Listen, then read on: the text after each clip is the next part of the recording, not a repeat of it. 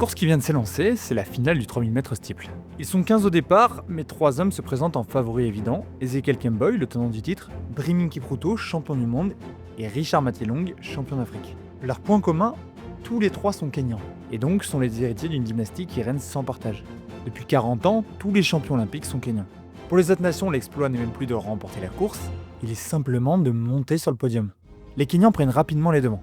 Les premiers tours sont relativement lents, ce qui annonce une course tactique. Il n'est pas question de chrono, mais uniquement de victoire. La cloche retentit, synonyme de dernier tour de piste. 6, peut-être 7 coureurs restent dans la lutte. Et parmi eux, un Français, grand, élancé. Sa foulée longue et fluide lui permet de tenir les hommes de tête. Les coureurs s'appliquent à bien franchir les barrières malgré la fatigue et le manque de lucidité. Les deux Kenyans lancent une ultime accélération, cherchant à faire céder leurs adversaires. Mais le Français résiste.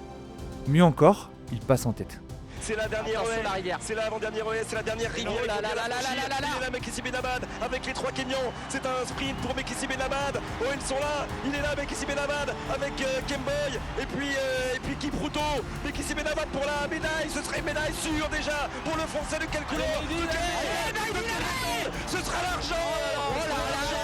Mekhissi Benabad. L'exploit est immense. Un jeune Français encore inconnu du grand public vient de décrocher la médaille d'argent, mais surtout, l'Empire kényan vient de vaciller. Après 40 ans de règne, la domination kenyane est-elle enfin menacée? C'est au cœur du quartier Wilson, à Reims, que grandit un jeune garçon au destin singulier, Mahédine Mekhissi Benabad, 8e d'une fratrie de 10 enfants venus d'Algérie. Très tôt, sa professeure de CE1 remarque son endurance hors du commun et l'encourage alors à se tourner vers l'athlétisme. Le problème, c'est que Mahédine et sa famille n'ont pas de quoi s'offrir une licence dans un club. Alors sa professeure en parle au directeur de l'école, qui décide de lui offrir. Et très vite, la course, ça devient plus qu'un simple loisir pour Mahédine. Il découvre le demi-fond, et là, c'est le coup de foudre.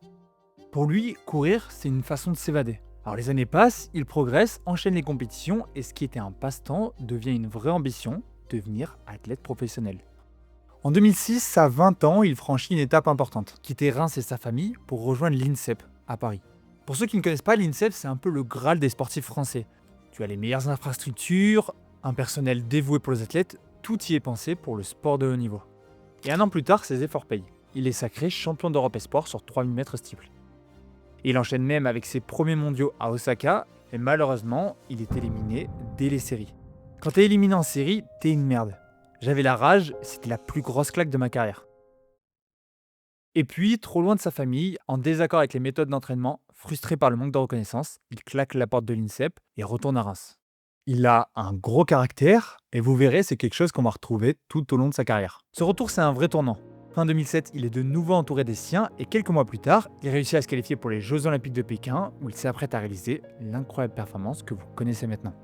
Au lendemain de son exploit, on pourrait imaginer une France en liesse. Le monde du sport à ses pieds, les journaux célébrant avec enthousiasme la performance du Rémois. Mais la réalité est tout autre. C'est une atmosphère d'embarras qui domine. Le quotidien Libération parle d'une victoire presque encombrante, tandis que l'équipe titre « Question d'argent ». Comme si ce succès soulevait davantage de soupçons qu'il n'inspirait d'admiration. Inconnu des journalistes, y compris français, Mahédine doit presque se présenter lui-même aux médias. Il déclare alors simplement « Je suis originaire d'Algérie, de la région d'Oran, je vis et je m'entraîne à Reims ». Évidemment, les doutes s'installent. Comment un mec sorti de nulle part peut arriver à ce niveau-là? En plus, il a quitté l'INSEP, critiqué sa fédération et son coach est un parfait inconnu sans diplôme. Le climat par ailleurs n'aide pas. À cette époque, l'athlétisme français, et encore plus le demi-fond, est en proie aux suspicions et fait face à beaucoup de scandales de dopage. Mahédine avouera d'ailleurs son mal-être et dénoncera même un certain racisme. Avant ma médaille, plein de maghrébins s'étaient fait attraper pour dopage. On m'a mis dans le même sac. En France, dès qu'un maghrébin fait des perfs, on l'associe direct au dopage. Je clame haut et fort. Alors si sa performance est exceptionnelle, sa couverture médiatique, elle, est teintée de doute et de froideur. Mais Mahédine, sûr de son talent, n'a qu'une idée en tête, prouver que ce succès n'est pas un accident, mais bien le début d'une grande histoire.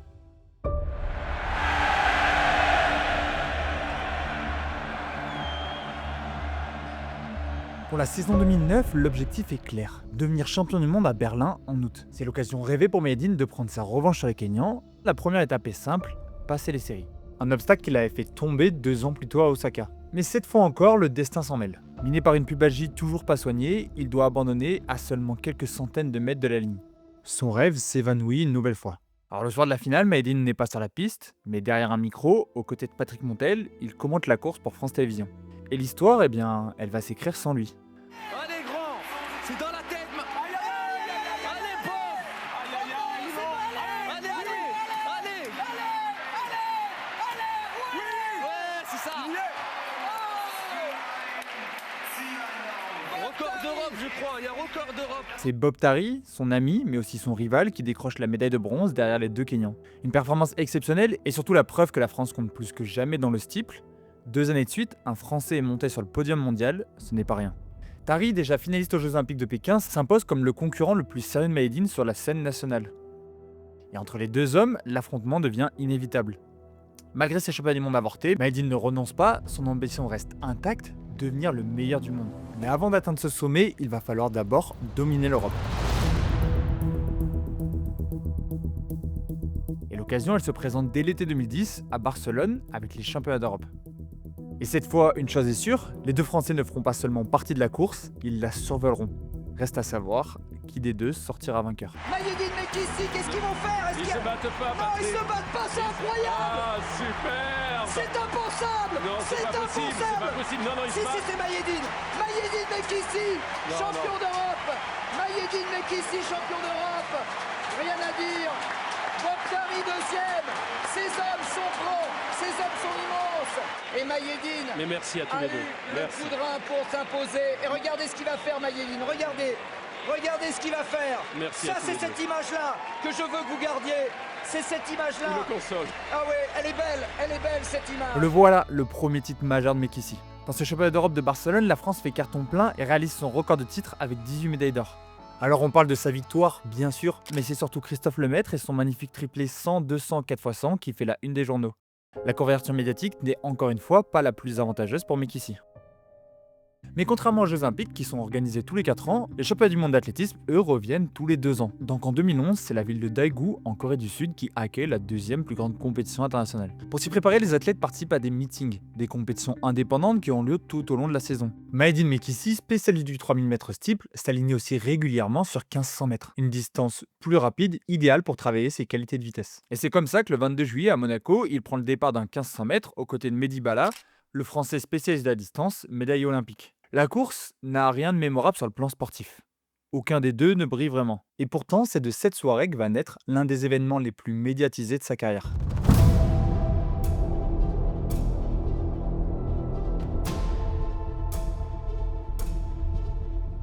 L'altercation fait immédiatement le tour des médias. Le scandale enfle, les images sont diffusées partout et les deux athlètes sont forcés de s'expliquer publiquement dans des excuses confuses sur le plateau de France Télévisions. C'est clair que ça nous ressemble pas. Nous, on est des champions. Et là, on n'a pas montré l'exemple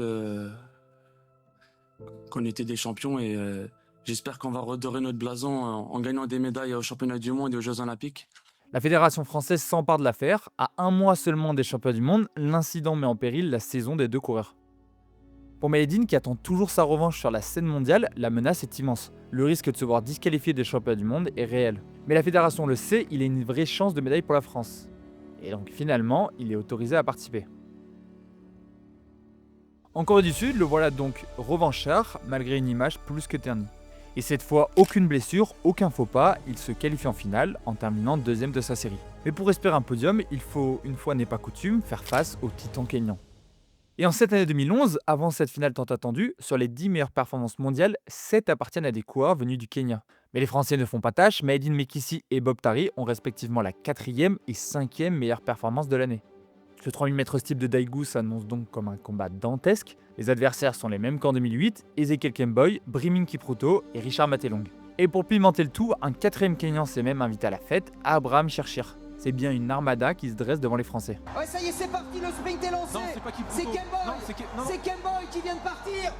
Oui, c'est Kemboi. Ouais, Kemboi qui est parti. Ouais, Qui a- Kipruto qui a- à sa Et poursuite. Kipruto derrière, Lugandais en 3e position. Bob Tari en 4e. Allez, Bob et Mayedine. Il y a un coup à jouer là, le petit Lugandais. Il va céder, voilà les Français qui vont sortir en 3e et 4e position. Peut-être Bob Tari à la médaille de bronze. Je pense que Bob et Mayedine qui revient comme à Barcelone.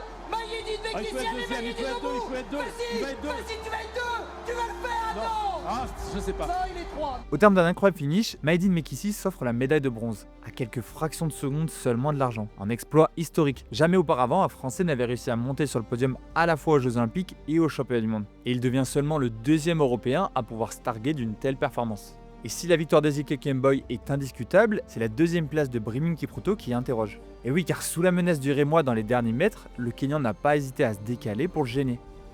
La fédération française dépose alors une réclamation, qui restera malheureusement sans suite. Alors malgré le fait qu'il vienne de décrocher sa première médaille mondiale, Mekhissi quitte la piste avec un sentiment d'inachevé. Je suis troisième, toujours pas champion du monde. Bon, vous l'avez compris, les Kenyans, ils dominent cette discipline. Mais alors pourquoi? Comment ça se fait que ce pays de l'Afrique de l'Est, aux 55 millions d'habitants, soit un tel réservoir de talent? Du 800 mètres au marathon, du 1500 mètres au 10 000 mètres, les Kenyans performent partout. Mais c'est surtout sur 3000 mètres steep que c'est indécent.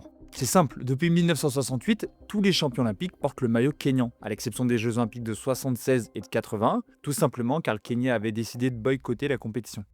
Et ils ne se contentent pas de la première place. Comme chaque nation peut aligner 3 athlètes, il n'est pas rare de les voir s'offrir un doublé, voire même de monopoliser le podium. Pour que vous compreniez bien, entre 1968 et 2008, le Kenya c'est 9 médailles d'or sur 9 possibles, 7 d'argent et 3 de bronze, soit 19 médailles sur 27 possibles. Et au championnat du monde, le constat est exactement le même. Depuis 1991, la domination est sans partage. En 20 ans, 23 médailles sur 33 possibles leur reviennent. Tous les champions du monde sont kenyans, à l'exception de 2 titres remportés par Saïf Saïd Sanen en 2003 et 2005. Un athlète qui certes représente le drapeau du Qatar, mais qui est d'origine kenyane. Il a d'ailleurs d'abord représenté le Kenya dans les grandes compétitions, avant d'être naturalisé qatari au cours de sa carrière en échange d'un salaire à vie. Alors, comment expliquer cette domination? La première hypothèse, elle serait génétique. Pourtant, aucune étude scientifique sérieuse n'a démontré l'existence d'un gène du coureur kényan. Ces athlètes ne sont pas des surhommes, mais il est vrai que leurs caractéristiques anatomiques et biomécaniques leur offrent souvent un profil idéal. Taille moyenne, longues jambes, morphologie fine, des tendons longs, des muscles très fins, autant d'atouts qui favorisent une économie de course parfaite. Mais surtout, il y a le facteur environnemental. Le Kenya se situe en moyenne à 1300 mètres d'altitude, mais la grande majorité des coureurs proviennent des hauts plateaux de la vallée du Rift, donc ils vivent et s'entraînent à plus de 2000 mètres d'altitude, ce qui leur constitue un avantage physiologique considérable. L'air y est plus pauvre en oxygène, ce qui oblige l'organisme à s'adapter. Comment? En produisant davantage d'EPO, une hormone sécrétée par les reins. Cette EPO agit comme un chef d'orchestre, elle simule la fabrication de globules rouges, ces petites cellules qui transportent l'oxygène dans ton sang. Plus de globules rouges égale plus d'oxygène livré aux muscles, égale une meilleure endurance. Voilà pourquoi la plupart des athlètes de haut niveau effectuent régulièrement des stages en altitude avant les grandes compétitions. Le but c'est de forcer leur corps à s'adapter, puis de redescendre au niveau de la mer avec un sang chargé naturellement en hémoglobine. Mais ce facteur il ne peut pas tout expliquer. Les Kenyans ce ne sont pas les seuls à vivre en altitude. Et c'est là qu'entre en jeu le côté culturel. En Afrique de l'Est, la course à pied, c'est le sport numéro 1. Et surtout, c'est un moyen d'ascension sociale. Dès l'enfance, les jeunes parcourent de longues distances à pied, enchaînent les kilomètres. Il n'est pas rare de les voir se rendre à l'école en courant. Et puis de nombreuses courses locales sont organisées. En fait, là-bas, c'est simple, tout le monde pratique la course à pied. Cette pratique massive crée alors une densité exceptionnelle de coureurs, augmentant mécaniquement les chances de révéler des champions. Ajoutez à cela un contexte économique difficile, le Kenya figure encore parmi les pays les plus pauvres du monde, et la course devient une véritable opportunité de vie. Et la victoire appelle la victoire. Voir ses compatriotes triompher sur la scène mondiale crée forcément des vocations. Alors à l'aube de la saison 2012, où se déroulent les Jeux Olympiques de Londres, les athlètes kenyans restent comme d'habitude les grands favoris, à moins que notre Français frappe un grand coup. Avant le grand rendez-vous qui sera les Jeux Olympiques de Londres, Mekhissi va se présenter au Championnat d'Europe avec l'étiquette de favori et tenant du titre. Et sur la piste d'Helsinki, en Finlande, il confirme son statut. Il est le meilleur Européen de la discipline, peut-être même de l'histoire.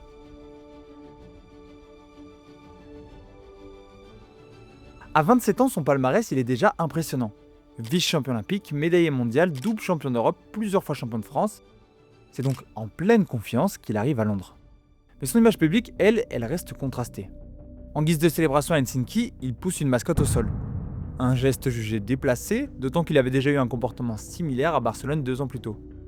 Pour lui, il n'y a rien de méchant, promis à Londres, j'embrasserai la mascotte. Eh bien, ça tombe bien, nous voici à Londres.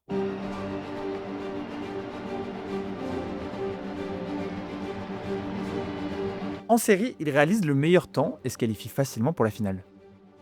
Et si c'était enfin son année? Le 5 août 2012, face à lui, il retrouve ses rivaux de toujours. Ezekiel Kemboi, Briming Kipruto et un troisième Kenyan, cette fois c'est Abel Kiprop-Mutai et il est tout aussi redoutable. Allez Mayedine, il faut y aller maintenant, il faut plus réfléchir, il faut tout donner, on va attaquer la dernière rivière. Regardez la rivière passée par le Kenyan, ça va être une merveille, il piétine un petit peu, il pose un appui quand même. Allez Mayedine, il faut y aller. Oh, ça va être compliqué, Kemboi est devant. Kemboi, c'est de la folie, ce film, cette capacité d'accélération. Allez, Mayedine Mekissi pour prendre la médaille d'argent. Merci Mayedine, tout le reste, toute la France est avec toi, ton retour de force. Allez Mayedine, allez, il est médaille d'argent comme à Pékin. Et Kemboi qui condamne, c'est décalé. Une nouvelle fois, c'est Kemboi qui s'impose, mais Mekissi s'offre l'argent. Un exploit immense. Il devient le troisième athlète de l'histoire à monter sur 2 podiums olympiques consécutifs sur 3000 steeples. Et il devient seulement le troisième athlète français à décrocher 2 médailles olympiques, après Guy Drut et Marie-Josée Pérec. Fier de sa médaille et fier d'avoir confirmé son exploit, il admet tout de même être déçu. Il lui manque toujours ce grand titre planétaire après lequel il court depuis plusieurs années. Et quelques mois plus tard, en octobre 2012, il se retrouve au cœur d'une nouvelle affaire. Un responsable du Krebs de Reims l'accuse d'agression. Selon lui, Mekissi l'aurait attrapé brusquement par le cou, plaqué contre un mur avant de le maintenir sur un bureau. L'homme parle d'une véritable agression avec 8 jours d'arrêt de travail à la clé. De son côté, l'entourage de Mayedine dément et minimise l'incident. Selon eux, il n'y a eu aucun coup échangé. Pour son club et sa fédération, c'est une histoire de rancune, une cocotte minute qui explose après des années de tension entre l'athlète et le centre. Mais pour l'opinion publique, l'image est une nouvelle fois abîmée. Il retourne alors à l'entraînement pour préparer une nouvelle saison, toujours chargé en compétition. En mars 2013, il devient champion d'Europe en salle sur 1500 mètres. Et en juillet, il s'offre le record d'Europe du 3000 steeple. C'est une évidence pour Mayedine Mekissi Benabad, le sprint, Oui. c'est 59. C'est Oh, fait. ça devrait être C'est bon fait. sous les 8 minutes. C'est Non. bon pour le record d'Europe, c'est sûr. 7,59,03. Malgré une médiatisation rarement dithyrambique à son sujet, Mekissi est alors au sommet de son art.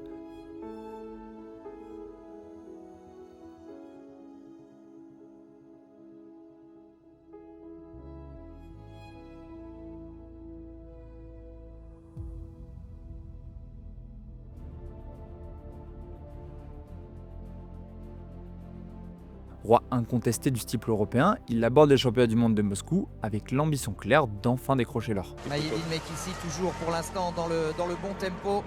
Et les Kenyans qui sont toujours les 4, il n'y a plus qu'un Français mais il y a toujours 4 Kenyans. Ils sont 5 pour 3 places. La qualité de chaque franchissement va être hyper importante. Allez Mayedine. Mayedine qui va porter son accélération maintenant avec Ezekiel Kemboi en deuxième position. Ça y est, Kemboi est passé. Il a veut la médaille. Il a veut, il va l'avoir. Il a veut. Mayedine Mekissi. Pour l'instant à la bagarre alors que Kemboi est en train de refaire le coup de long. Allez Mayedine Kipruto qui est là, qui va passer. Et Mayedine peut-être pour la médaille de bronze. La médaille d'or pour Kemboi. Insaisissable Kemboi. Médaille d'argent pour Kipruto malgré son sprint rageur. Et médaille de bronze pour Mayedine Mekissi. On pourrait presque banaliser l'exceptionnel, car Mekissi ne s'impose pas. Mais ce qui est très impressionnant avec lui, c'est qu'il n'échoue jamais. Il est de nouveau sur un podium mondial. Il reste le rival numéro 1 des Kenyans. Jamais un athlète n'avait autant rivalisé avec eux. Et cette rivalité, elle le galvanise. Tous les Kenyans sont contre moi. Dans une course, nous sommes 7 à lorgner sur le podium, 6 Kenyans et un Français, 6 contre 1, la France contre l'Afrique. J'adore. Je suis un adversaire qui leur fait peur. Insatiable, Mekissi fait preuve d'une longévité exceptionnelle. À 29 ans, lorsqu'il arrive au championnat d'Europe de Zurich un an plus tard, rares sont ceux qui peuvent se targuer d'être restés si longtemps au sommet. Mais pour lui, le chemin n'est pas terminé, il remet donc son titre en jeu. Ça a accéléré, on est maintenant vraiment dans le dur et ça va s'accélérer de plus en plus maintenant jusqu'à l'arrivée. Pourquoi? Parce que Mayedine Mekissi a décidé de secouer le cocotier. Mayedine Mekissi seul au monde, mais ça on le savait. La dernière rivière, facile. Et Johan Koval pour l'instant, toujours à la lutte. Oh, Mayedine qui a enlevé le maillot. Il a enlevé le maillot. Il nous fait un numéro. Mayedine Mekissi, champion d'Europe. Johan Koval deuxième.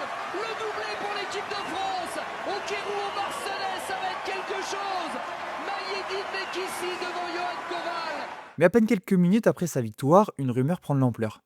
Mekissi serait disqualifié. Enlever son maillot sur la ligne d'arrivée enfreint le règlement, et la fédération espagnole, dont l'athlète a terminé 4e, dépose réclamation. Coup de tonnerre, le roi est déchu. En sortant du stade jeudi soir, dégoûté, Mayedine veut quitter le championnat. Jusque tard dans la nuit, les amis comme Bob Tari ne lâchent pas Mayedine. Vers 1h30 du matin, après le massage, il revient à lui. Voilà, moi j'ai retiré mon maillot, c'est les émotions qui ont parlé. Tout simplement, je le retire et je le mords, c'est parce que je l'aime. C'est pas comme dans les meetings, voilà, les meetings tu cours pour toi. Là, je cours pour l'équipe de France. J'ai un pays derrière moi. Alors, blessé dans son ego, il décide dès le lendemain de s'aligner sur le 1500 mètres. Un pari extrêmement risqué, à la fois à cause de la fatigue physique et émotionnelle accumulée, mais aussi parce qu'il n'est pas spécialiste de la distance. Très bon coureur certes, mais son domaine de prédilection, ça reste le steeple. Et 2 jours plus tard, en finale, il va réaliser ce qui est à mes yeux le plus beau dernier 500 mètres de l'histoire. Et Mayedine est enfermé là. Attention, Mayedine est enfermé. Ça s'accélère brutalement. Oh là là, ça bouscule terrible. Ah ouais, ça va être violent parce que... Robinson qui est carrément éjecté. Ah, il n'y a pas de pitié là, il n'y a pas de pitié. Mayedine là, il faut décaler. Il va rester 400 mètres. Mayedine a compris le danger. Il est en train de porter les stockades. Mayedine Mekhissi en tête à 400. Qui est bloqué. Encore une chute incroyable. Je crois que c'est OR qui est tombé, le Britannique. Mais c'est incroyable, c'est un jeu de massacre ce 400 mètres. Mayedine est parti. Mayedine est parti. Boukrine qui essaye de se lancer à sa poursuite. Ingebrigtsen a été piégé. Ingebrigtsen a été piégé dans la chute. Il va falloir qu'il relance le Norvégien Mayedine. Oh là là, il est en train de leur mettre une valise. Il est en train de leur mettre un monde. C'est extraordinaire ce que fait Mayedine Mekhissi. Il est en train de répondre de la meilleure des manières à tous ceux qui l'ont attaqué, à tous ceux qui l'ont condamné. Ils ne reverront jamais le Mayedine Mekhissi, champion d'Europe. T'es un champion, Mayedine. Tu as répondu de la meilleure des façons. Et voilà, tu vas pas enlever ton maillot. Tu vas pas l'enlever ton maillot. Tu vas aller au bout. Et t'es un grand, t'es un très grand. Mayedine Mekhissi, champion d'Europe du 1500 mètres avec la manière. L'attaque est si franche, l'écart est si grand, ce jour-là Mekhissi prouve qu'il n'est pas seulement un grand steepler, mais un très grand coureur tout court. Et ces championnats, ils sont à l'image de sa carrière. Mayedine est un talent exceptionnel, mais son comportement entache parfois son image, et dans ce cas précis, son palmarès. Et aujourd'hui, j'ai couru avec la rage. J'avais qu'une envie, c'était de gagner la course. Je calculais même pas mes adversaires. Et j'étais tellement déterminé à gagner. J'ai jamais eu une détermination comme ça. Sincèrement, j'ai jamais eu une motivation comme j'ai eu aujourd'hui et je suis fier. Hein? D'un coup tu avais pensé avant? En fait, j'ai dit à la cloche, il faut que j'attaque. Tu te l'es dit là? Ouais, j'ai dit au 400 mètres, je vais attaquer. En fait, j'étais tellement déterminé, Philippe. Puis tu t'es retrouvé devant et tu dis c'est là que j'y vais. Non.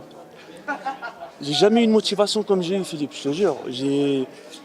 J'avais pas de stress, j'avais rien. Pourtant, Non, tu l'as tout le temps la motivation. non, mais pas comme ça. Comme ça. Eh, j'ai dit si j'attaque aux 400 mètres, Philippe. J'ai dit si j'attaque, Il te revoit pas. personne me revoit. J'ai attaqué. J'ai dit surtout attaque, mais te retourne pas. Voilà, tiens, je te passe la médaille, elle est pour toi. Non, tu la garderas celle-là. Non, mais je savoure, elle est pour Je toi. vais la garder aussi. un petit peu avec moi, mais elle est à toi. Allez. 2015 est une saison à oublier pour le Rémois. Opéré du pied, il doit déclarer forfait pour les championnats du monde de Pékin. Il faudra patienter jusqu'à l'année suivante pour le revoir sur les pistes. Et comme 4 ans plus tôt, Mekhissi choisit de préparer les Jeux Olympiques en passant par les championnats d'Europe. Sans surprise, il redevient champion d'Europe du 3000 mètres steeple, maîtrisant sa finale de bout en bout. Si certains avaient des doutes, il vient de les effacer, il est de retour, prêt à défier le monde à Rio pour les Jeux. Il tient sûrement ici sa dernière chance de décrocher l'or olympique. Et oui, les Jeux Olympiques ne reviennent que tous les 4 ans. On a donc que très peu de chances dans sa carrière de les remporter. C'est d'ailleurs ce qui fait tout leur prestige. Alors, il ne faut pas laisser passer cette chance. Mais cette course, Mekhissi ne va pas l'emporter. Et même pour la première fois de sa carrière, il termine en dehors du podium olympique. Mais dès l'arrivée, lui et la fédération déposent réclamation. Ezekiel Kemboy, classé 3e, aurait posé le pied à l'extérieur de la piste juste après la rivière. Le soir même, la sanction tombe, Kemboy est disqualifié et Mekhissi hérite du bronze. Mayedine Mekhissi.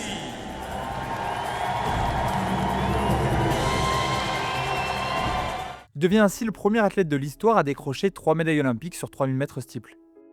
L'or lui échappe toujours, mais il entre définitivement dans le panthéon de l'athlétisme français, voire même mondial. Pourtant, dans les médias comme auprès du grand public, cette médaille, elle passe plutôt inaperçue. Alors, fidèle à son histoire, Mekhissi retourne au travail. Le rendez-vous est pris pour l'année suivante, c'est peut-être sa dernière chance de battre enfin les Kenyans et d'avoir son titre planétaire.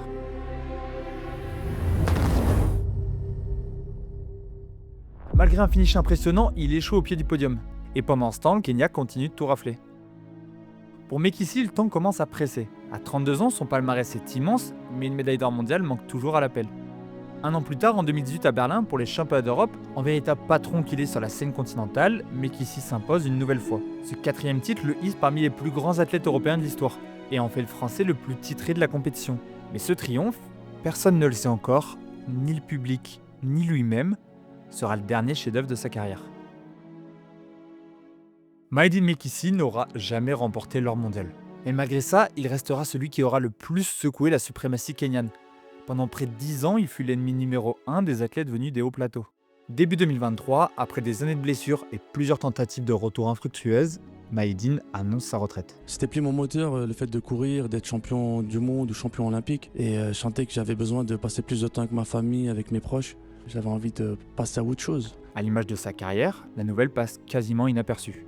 L'athlète a un palmarès immense, 5 fois champion d'Europe, triple médaille olympique, double médaille mondiale et recordman d'Europe. Mais l'homme, lui, est resté dans l'ombre. Mekissi n'a jamais voulu jouer le jeu des médias, refusant d'adoucir son image. Trop brut, trop franc, trop fougueux ou trop timide pour entrer dans les cases. Sa carrière immense fut ternie par les polémiques et les zones d'ombre. Il regrettera longtemps le peu de reconnaissance qu'on lui accordera, il regrettera aussi les préjugés auxquels il a dû faire face. Et pourtant, il aura fait briller la France dans les plus grandes compétitions internationales. Son nom figure tout là-haut parmi les plus grands palmarès de l'athlétisme français, aux côtés de Marie-Josée Pérec, Renaud Lavellini ou encore Kevin Mayer. Dans une discipline presque monopolisée par une seule nation, Mekissi face au Kenya, c'était David contre Goliath. Seule triple médaille olympique de l'histoire du 3000 mètres steeple, c'était un grand nom du demi-fond mondial, une légende reconnue par ses pairs, mais jamais vraiment par le grand public. C'était l'histoire de Maïeddine Mekissi, l'inconnu qui a fait trembler le Kenya.